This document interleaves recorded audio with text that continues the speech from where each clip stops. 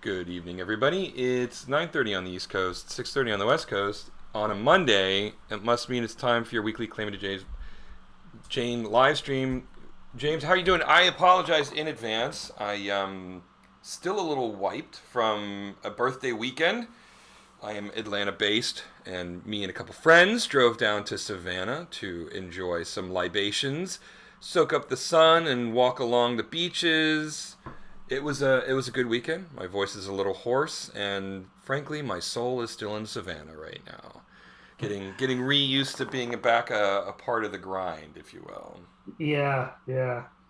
Yeah, you don't have your radio voice today, and that's okay. No, no, I it's think we'll be okay for one session or for one. so. Yeah, it's a little hoarse, a little scratchy today. Maybe I could do like a Bob Dylan song, you know, but probably not. At least not with the flair that he does. But yeah. So anyway, just getting back into the groove of things. But happy to be here. Happy to take a look at what we're doing. Are we gonna drift back into Wombat Girl, or are you moving on to other things? Moving on to other things, because Wombat Girl was just an aside, just for one week, and we'll go Mm-hmm. back into. I'll just go back into animating and hanging out with you for the next half hour or so. So, with all that said, I will share screen. Oh, you're gonna have trouble because again, not in the prime. You're not on all Uh, cylinders, no, but it's fine. and I It's keep just pressing one the button wrong click. button, so it's like it's taking me even longer to. Okay, now you should be able to. Tonight's stream is not sponsored by Roar Organic Georgia Peach in Oh, celebration of you being in well, Georgia. there you go. Complete hydration, so I'm good. I'm prepared tonight Good. for my electrolyte drink. Yeah, I probably still need to keep hydrating after the weekend I had. Yeah, Uh, sounds it was sounds like you may. it was good though. I mean, we did karaoke on the first night and stayed pretty late. Didn't get to last call at the karaoke bar, but we didn't get back to the hotel until like 3. So we put in our time. Hmm.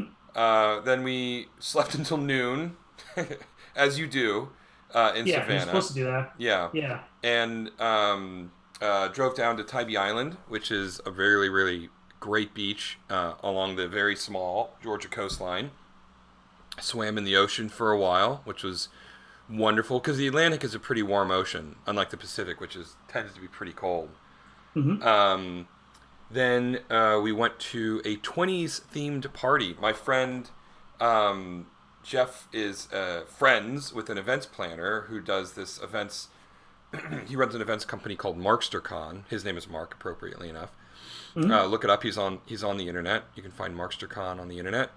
And he did a 20s themed party in conjunction with a distillery down there, Ghost Coast Distillery, and it was a huge amount of fun. Live band, tons of dancing, overpriced mixed drinks. I mean, everything you would want, right? Overpriced Um, mixed drinks, of course. Yeah, that's necessary. I mean, it it's is. not Yeah, it's it's not an part of the events deal. party, right? Exactly.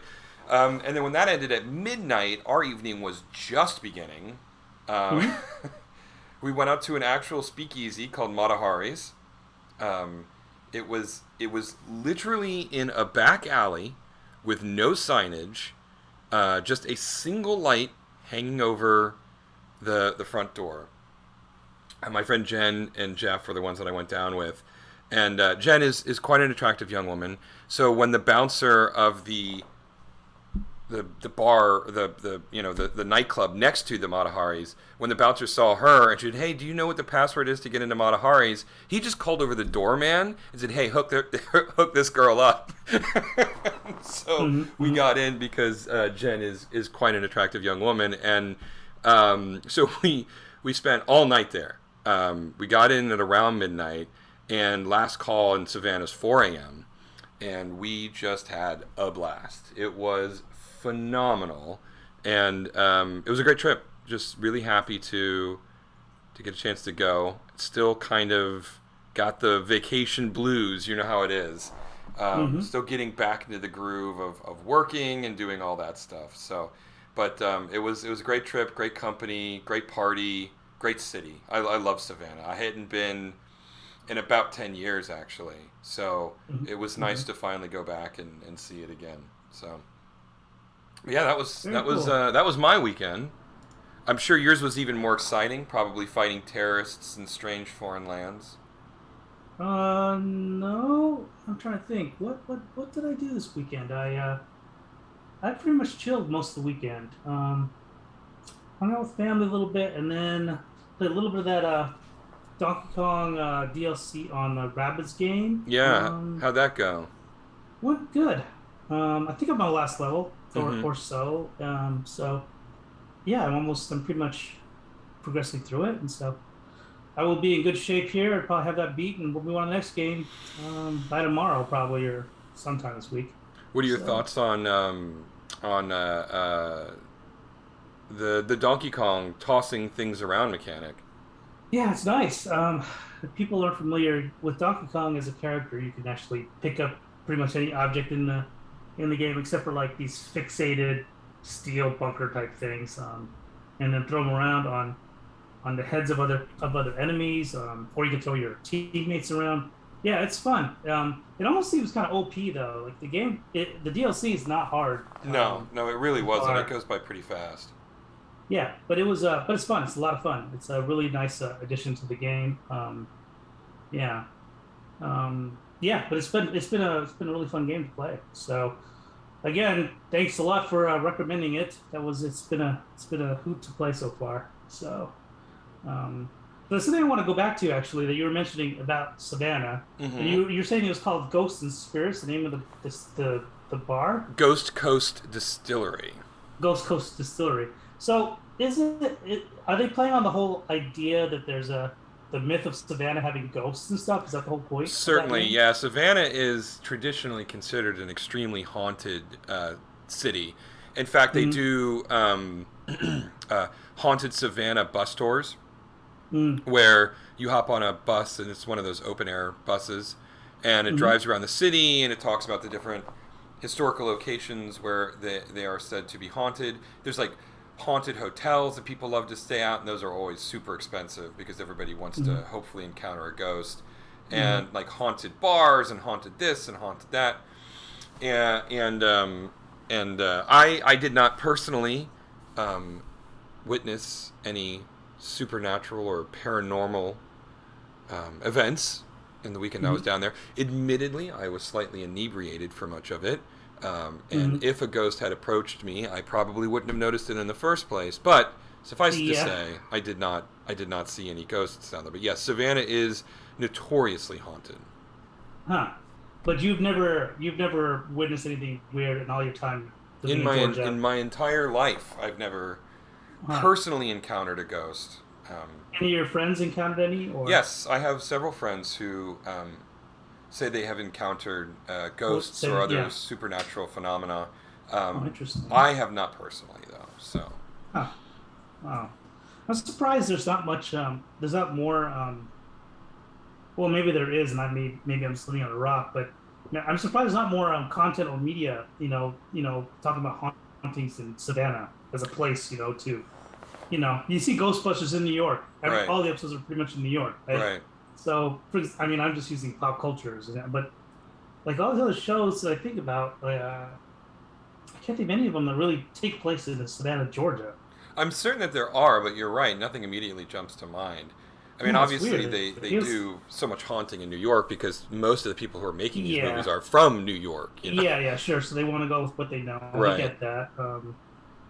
But it feels like there's a treasure trove of stuff to kind of tap Yeah. into. And Savannah is this beautiful, haunting city. I mean, it's gorgeous. Again, going back to my friend Jen, she'd never been, so this was the first time she had gone down. And when she saw all of the trees with this hanging moss, and it's really beautiful to behold if you've never seen it before, she was just flabbergasted. She texted me in all caps, "Oh my God, the moss on the trees!" It is an extremely Uh-huh. visually arresting place. It was one of the few cities that wasn't burned to the ground when General Sherman marched through Georgia during the Civil War. And so Mhm. it's one of the few places in Georgia that has pre-Civil War structures and architecture. Mhm. And um, and it's really it's a real interesting dichotomy between a place like Savannah and Atlanta, which is hyper modern because the city is not even 200 years old, right? Whereas Savannah is hundreds of years old, and it's really great. I mean, I love Savannah. It's an amazing city, and I can't believe it took me so long to go back, but it was a blast. And it's but the it's also can be because the structures are so old and because the trees and the wildlife are so interesting looking. Yeah, I mean at night with the right lighting, I mean it can be deeply haunting.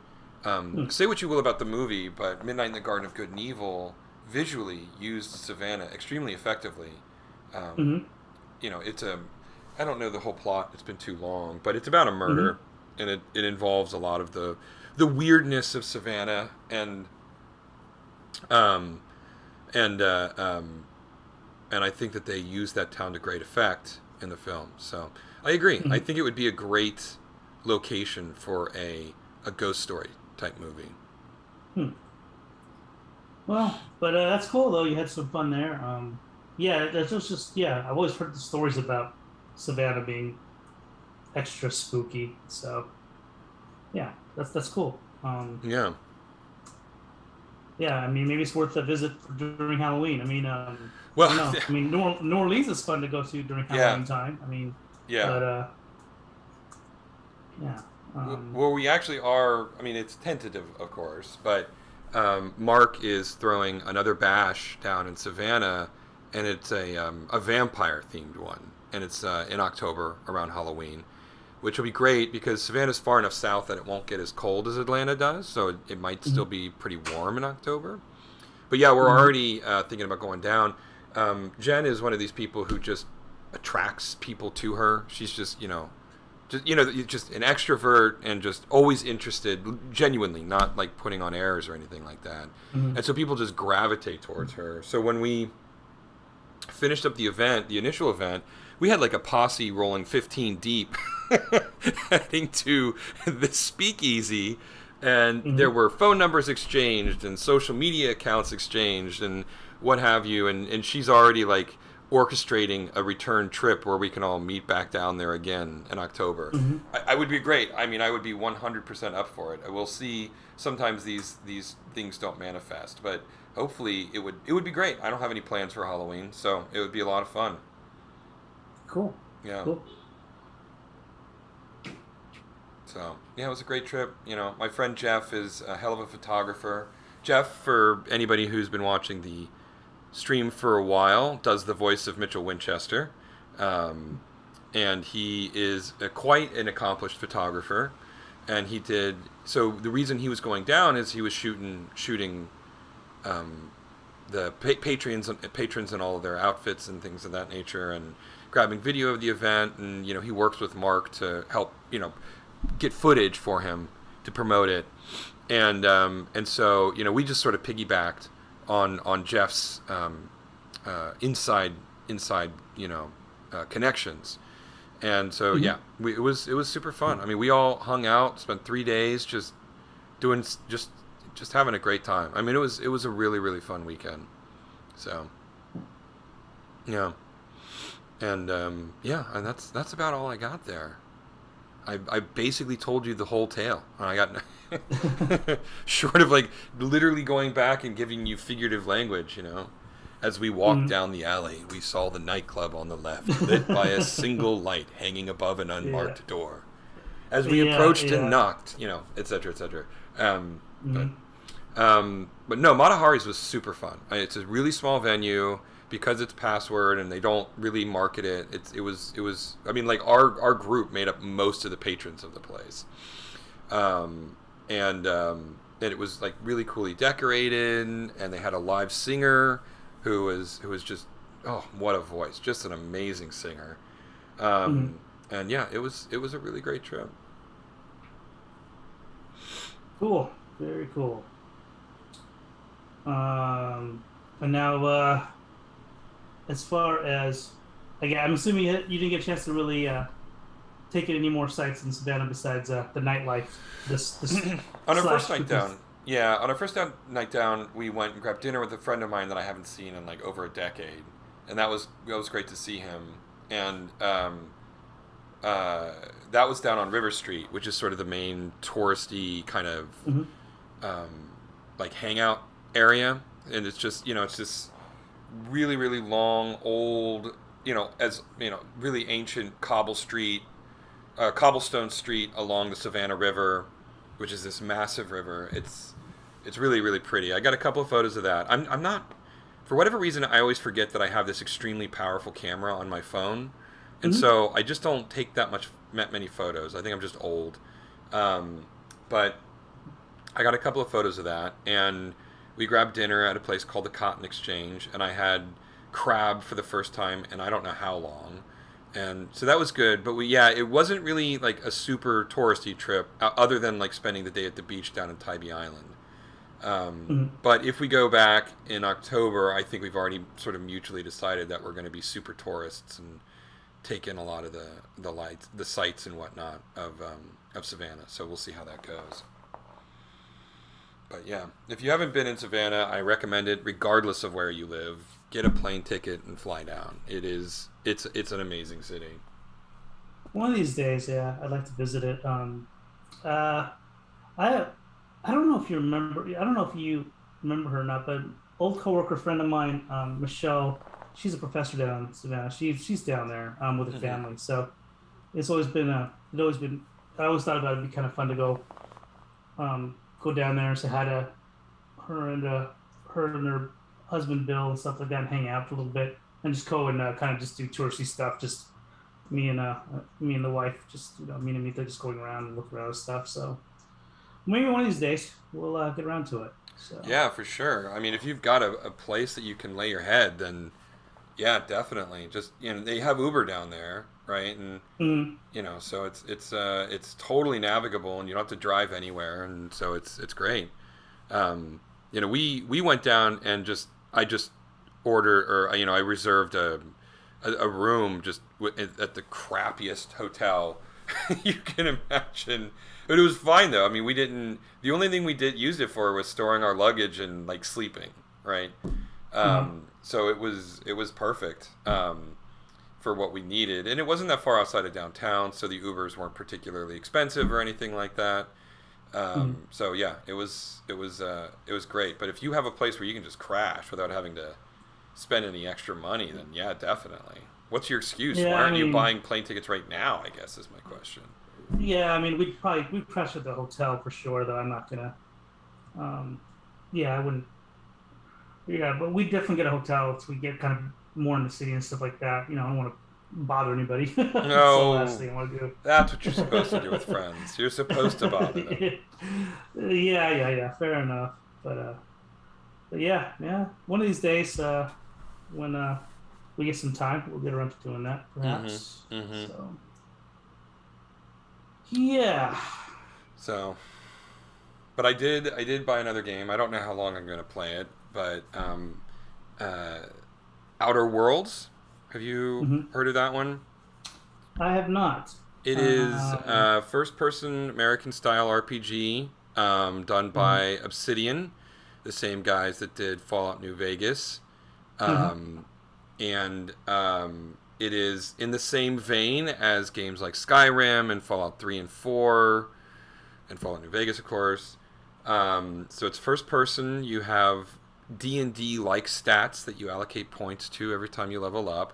But uh-huh, the gimmick is it takes place on the outer worlds of whatever universe the game is set in, and you play, of course, a lone survivor who gets dumped into this unfamiliar world, and it's your responsibility to solve everyone's problems hmm. because of reasons. And I downloaded. It was on sale on the Switch. I downloaded it right before I left for a weekend. I just let it download because it's a big game, and I bought the bundle for like $40, so that's like the game plus two complete DLC expansions. So that was, it was like, okay, well, this is too good a deal to pass up. And so I picked that up, and I've just barely gotten through tutorial. And if you're familiar with those style of games, you pretty much know everything that you need to know about how it plays. But I hadn't played one of those style of RPGs in a while. I think the last one I played was Skyrim, actually. So that was what, 2015? No, it was even earlier Yeah, than it's that. been Like a while, right? 2010, I want to say. Now, Yeah, I admittedly, think I roughly. played it on the Switch, so that was like in 2017, but still. Mm-hmm. Um, November 2011. Okay, so it was 11/11/11 is when it came out. Gee. Mm-hmm. Um, Wow. yeah. And so yeah, so far it's fun. My mileage varies on games like that. I usually get bored and quit once I sort of lose focus. That's what I did with Skyrim. It's what I did with Fallout 3. It's what I did with Yeah. Witcher 3. Those style of just American RPGs. And I know Witcher 3 was done by a Polish company, but it was, the design ethos is a very, sort of Same. American creation. Mm-hmm. And so I'll play it until I get bored, and then I'll move on to Monster Hunter Rise Sunbreak, which comes out at the end of this month. So is that So another sequel? Is that a direct sequel to Monster Hunter, whatever now at this point? This world that it was. it's not really a sequel because it's not a standalone product, but that Okay. designation is becoming increasingly flimsy, right? It's an entirely self-contained experience. Its only connection to Rise is that you can bring all of the armor that you got from Rise into the new game, right? All the monsters from Monster Hunter Rise are still fightable in this one. But there's also entirely new environments, entirely new weapons, entirely new armor, entirely new monsters, right? And so it can be played completely on its own, except that they have programmed it so that you have to have the base game to play this expansion. Um, we could get into a philosophical discussion on whether that really makes any long-term sense, but suffice it to say that's the nature of the beast, and I love Monster Hunter, so I don't really care that much anyway. But that'll be fun. I'm looking forward to that. And that comes out next month. June 24th, I want to say. Oh, okay. So hold on, I don't even Oh, remember. okay. I Yeah. pre-ordered it and then completely forgot about when it was going to come out. I'm assuming that the Switch would tell me when it had downloaded. Uh, let's see. No, Sunbreak. June 30th, not the 24th. So it comes out the last day of this month. Okay. Cool. So looking So forward to that you one. have a busy, yeah, you have a busy gaming schedule ahead of you. Yeah, and then Xenoblade Chronicles 3 at the end of the month. We talked about that. But yeah, in any case, yeah, Cool. that's everything. Cool. It is, Cool. so, but you said you're gonna finish off the Mario and Rabbids Donkey Kong expansion soon. You have your next adventure lined up yet? Or are you still making a decision Not on that really. front? I don't know yet. People have been telling me Control. Have you ever played this game called Control? They said that some people, it's on the PlayStation 4 that at least I have it on. Some people have been raving about that game, saying it's a really good game. And it's kind of in my library. I've been sitting on it for a while, so I might pick that one up for the next one, but I'm not sure yet. I'm just kind of playing it by ear at this point. I still got Bayonetta 3 to play as well. Mm-hmm. So that one's, I remember you raving about Bayonetta. I'm sorry, not Bayonetta 3, Bayonetta 2. You were raving about that one. And a lot of people love that game too. I mean, heard that from a lot of people. So might do that one. Might get that one underway. So I don't know. We'll see at this point. So yeah. Yeah, I mean, Bayonetta 2 is a good way to go. I love that game a lot. Yeah, I mean, I think that is a very good choice, honestly. So, Mhm. um, but there's plenty of options out there for you. Sorry, I completely lost my train of thought for some reason. You you said something. I was like, oh, okay. I got to put that in the back of my mind so that I'll ask James that question, and then I immediately forgot the question I wanted to ask you, and I'm trying to like speak and recall the question at the same time, and it was just a complete It's disaster. I was trying to multitask, and that was a really bad idea. that happens to me all the time. I mean, we're kind of winding down anyway. I mean, I might as well kind of wrap up where we were at. I didn't really talk about where we left off here. I'll do this real quick. Well, Okay, yeah, sure. and you can Let's always take a look at what reserve. you're looking. Let's take Yeah, a look at what you're working on. yeah. So today I kind of got this scene pretty much blocked out. She steps away. You kind Mm-hmm. of see underneath the art. She puts the hose in the feet tinsel and then steps back, and we zoom out. We do a pan out to see it's a saloon Mm-hmm. here. This will be more fleshed out later, but there's not much else I can do with this scene. I have the assets I need for Calamity, but now I got to get the actual backdrop, the background in there. So I'll leave this shot alone for now. I'll come back to it. And then there's this. Now she's going to enter the bar, and so this is our opening scene here. This is again a background that needs to be kind of fleshed out. Way back in our stream, I know we had some backgrounds kind of started for the interior, so eventually I'll have to render out some stuff to bring that back, bring this into our show. This as well, another shot that's sort of been touched but needs to be finalized. And now we're here where she's going to walk in and look around and walk into the bar. So that's kind of where we're at right now. So yeah. Cool. So Very cool. Making some nice so progress. yeah. So I'll pick up where we left off for next week. Or in this shot, there's a lot of problems here already. I can see, but Yeah, I'll you get to them don't. for next week. This is an interesting thing about animation is we get so used to particular poses for the characters that when it changes, it actually looks Yeah. kind of awkward, right? I mean, Yep. Yeah. I think the classic example is The Simpsons, where almost everybody is animated in three-quarter profile. Yeah. And Yeah. so, in the instance where they need like a directly behind the character shot or a directly in front of the character shot, It always looks kind it of always looks weird. kind of weird because we're so used to that Yeah. three-quarter profile, and it's interesting that you're experiencing that here too. Because, I mean, Calamity we see in a three-quarter a lot, right? Yeah. And that's actually Hmm. pretty common for cartoons. Yeah. Um, Especially 2D cartoons because of yeah, because you need to be a little bit more efficient with what you're drawing. You don't want to keep drawing multiple angles of the same head over and over again, and it gets tedious.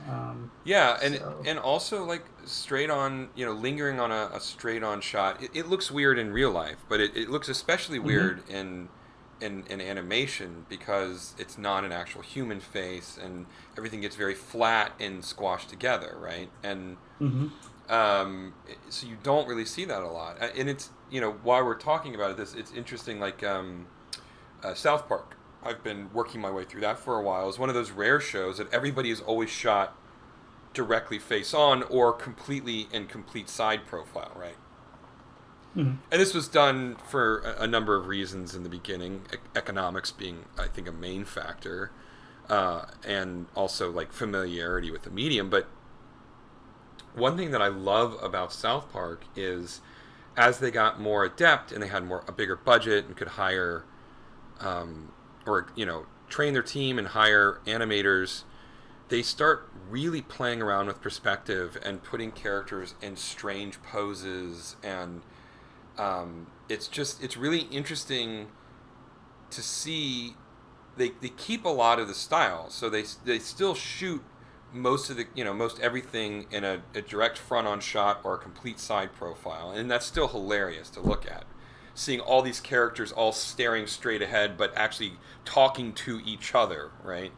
um, Yeah. Yeah. Yeah. and then only using the side profile where they really want something dramatic, Yeah. Or they're um, walking someplace. Sometimes they'll do that too. right, but They'll, then they spend the extra effort to do these odd three-quarter poses, or like a low angle shot looking at a character sleeping on the bed. Like one of my favorite poses of animation, keyframes of animation in any show ever, is Cartman sleeping. they'll do like these poses of Cartman sleeping, and he's so fat, right? Like the rolls go everywhere, and his triple chin is all over the place, and just it is it's just some of the funniest stuff I've ever seen in my life. But in those frames though, the detail is always an order of magnitude higher than just the simple front on or side profile shots. And it's interesting that they have to do so much work to sell these strange poses when everything else are just these very, very simple silhouettes, very simple constructions. But anyway, that was a random aside that just came to my mind. It's something that I notice a lot about South Park. Yeah, it's a good one to kind of talk about the unfamiliarity dilemma that you see because of pose changing. So it's and because it's so intentionally rudimentarily. Oh, see, I've given you my ailment. Sorry. Yeah, that's okay.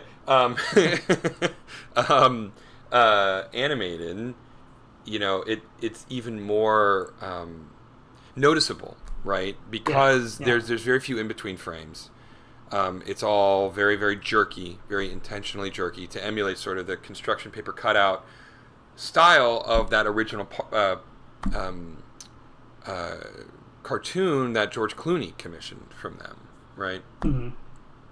And it's just it's interesting because you look at what they're capable of, because when they take the time to do the special stuff, it's gorgeous and it's detailed, and you can tell that they put a lot of work into it. And these are not like amateurs.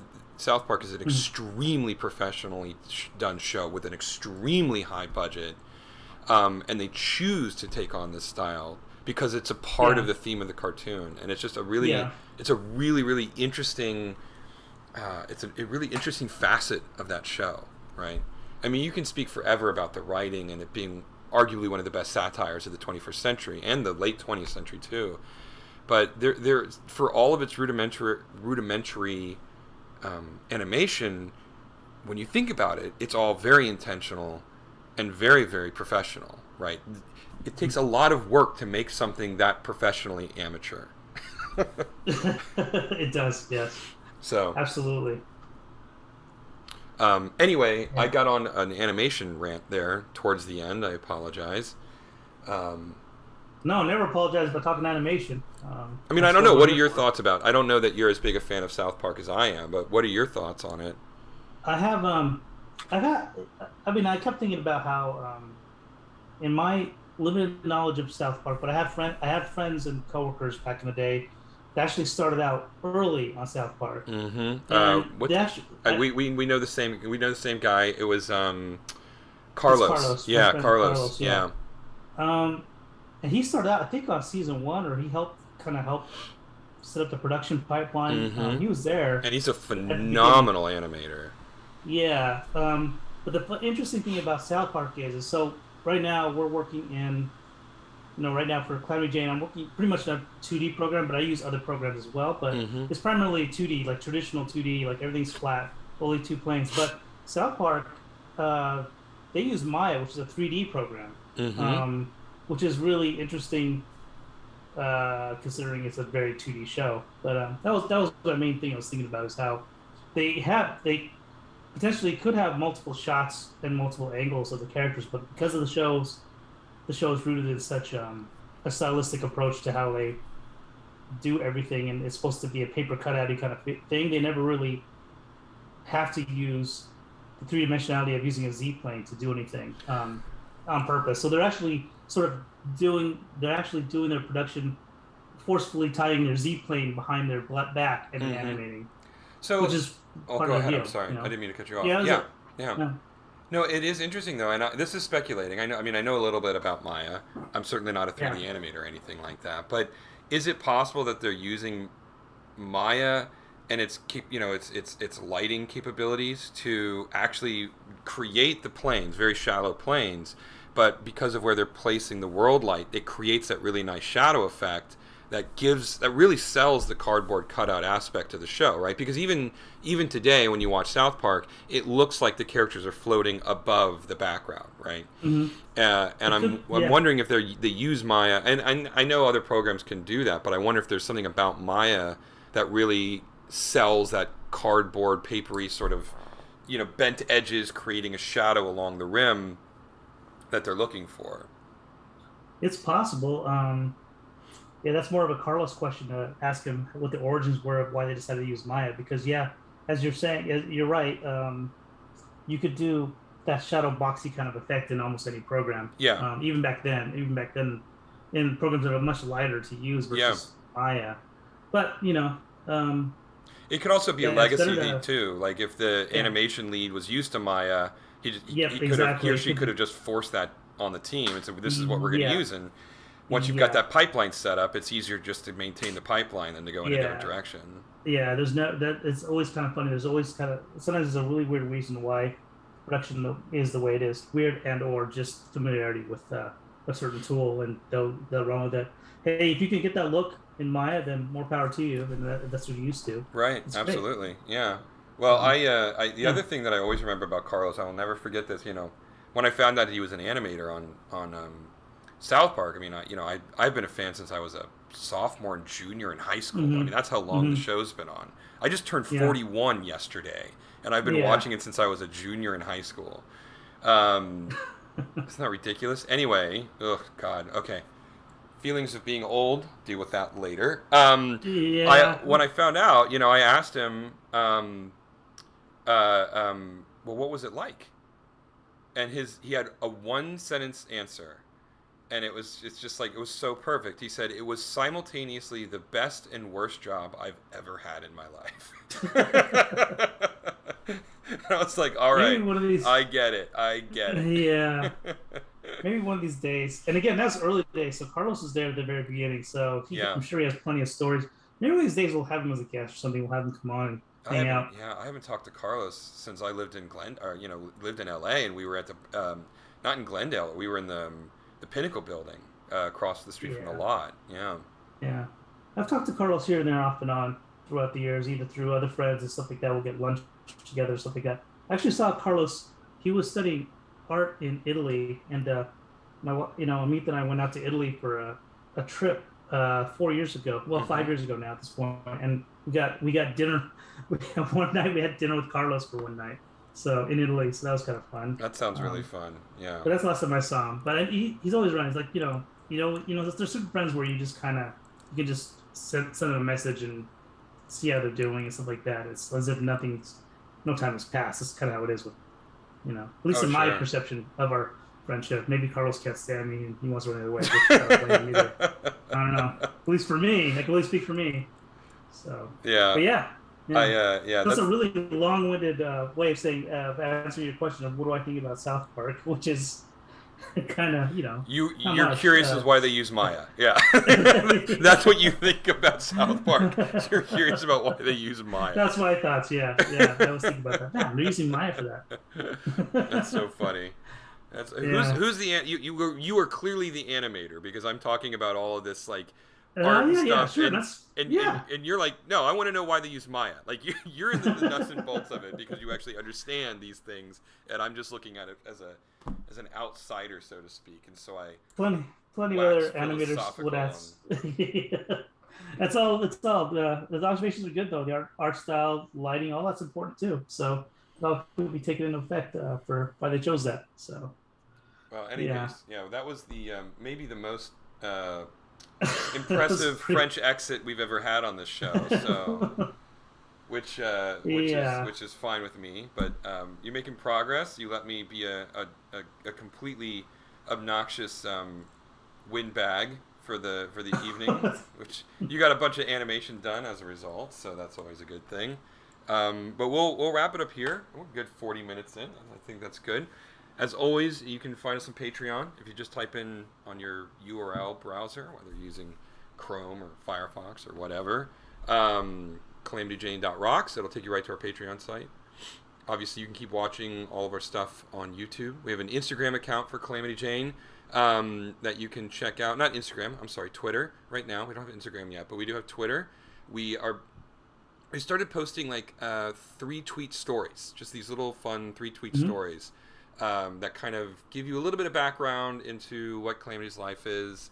We've been posting these. Well, I mean, the story format we just kind of discovered is not the right word, but we kind of stumbled into it while we were doing the tweets one week, and we really like it, so we're going to keep doing that. But we've been tweeting in the voice of Calamity Jane for quite a while now, actually. If you pay attention, you'll learn a lot of little details about her. You can find her Twitter account on Jane Salamander on Twitter. Those are, so Patreon is calamityjane.rocks and at Jane Salamander on Twitter if you want to learn a little bit more about who Calamity is and what her antics are up to. Otherwise, we will see you next Monday. Stay safe out there, everybody. Thanks for tuning in as always. Good night, y'all. Good night. All right.